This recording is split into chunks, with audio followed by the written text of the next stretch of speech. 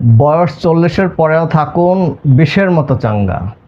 বয়স 40 পার হতেই কি সামান্য পরিশ্রমেই ক্লান্তি আসছে?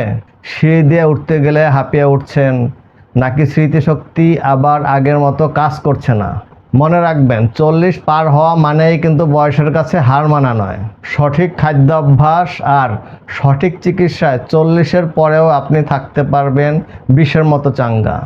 বয়সের সাথে সাথে শরীরে 3টি প্রধান লক্ষণ দেখা দেয়: মাংসপেশি ও হাড়ের দুর্বলতা, মানসিক ক্লান্তি এবং হজমের সমস্যা।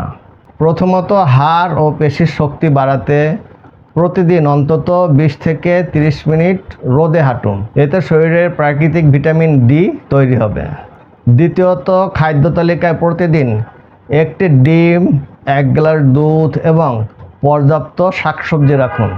তৃতীয়ত, সারাদিন অন্তত 3 লিটার পানি পান করুন এবং চিনিমুক্ত খাবার এড়িয়ে চলুন। পর্যাপ্ত ঘুম ও মানসিক চাপ মুক্ত থাকা এই বয়সে সবচেয়ে জরুরি। বয়সজনিত দুর্বলতায় বেশ কিছু ভালো হোমিও ওষুধ রয়েছে। এর ভিতরে প্রথম ওষুধ অ্যাসিড ফস। মানসিক চাপ, অতিরিক্ত দুশ্চিন্তা বা দীর্ঘদিন অসুস্থ থাকার পর শক্তি না পেলে অ্যাসিড ফস অত্যন্ত কার্যকরী একটি ওষুধ। এটি ক্লান্তি দূর করে, শরীরের নতুন উদ্দীপনা ও শক্তি ফিরিয়ে আনে। দ্বিতীয় ওষুধ সেলেনিয়াম। বয়সের কারণে খুব দ্রুত শারীরিক ত্রুটি আসা, কাজকর্মে উৎসাহ না পাওয়া বা স্মৃতিশক্তি দুর্বল হলে সেলেনিয়াম একটি ম্যাজিক্যাল ওষুধ। এটি শরীরের ভাইটালিটি বা জীবনীশক্তি বাড়াতে দারুণ কাজ করে। তৃতীয় ওষুধ নাক্স ভূমিকা। যারা সারাদিন বসে কাজ করেন, কায়িক পরিশ্রম কম হয় এবং পেটের সমস্যায় ভোগেন, তাদের জন্য নাক্স ভূমিকা একটি শক্তিশালী ওষুধ। অনিদ্রা, কোষ্ঠকাঠিন্য ও গ্যাস্ট্রিক দূর করে শরীরকে চাঙ্গা রাখতে এটি অনন্য।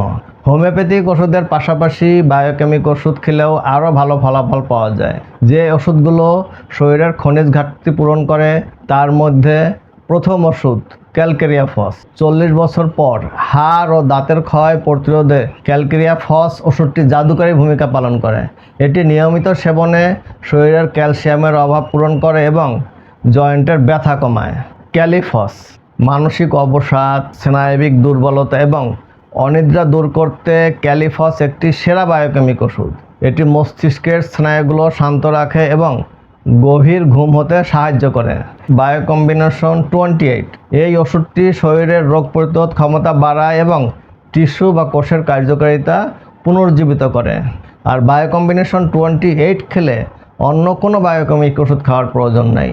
যে কোনো ওষুধ সেবনের আগে অবশ্যই একজন অভিজ্ঞ হোমিও চিকিৎসকের পরামর্শ নেবেন। সুস্থ থাকুন, সময় থাকতে শরীরের যত্ন নিন।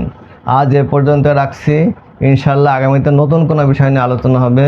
আসসালামু আলাইকুম ওয়া রাহমাতুল্লাহি ওয়া বারাকাতুহু।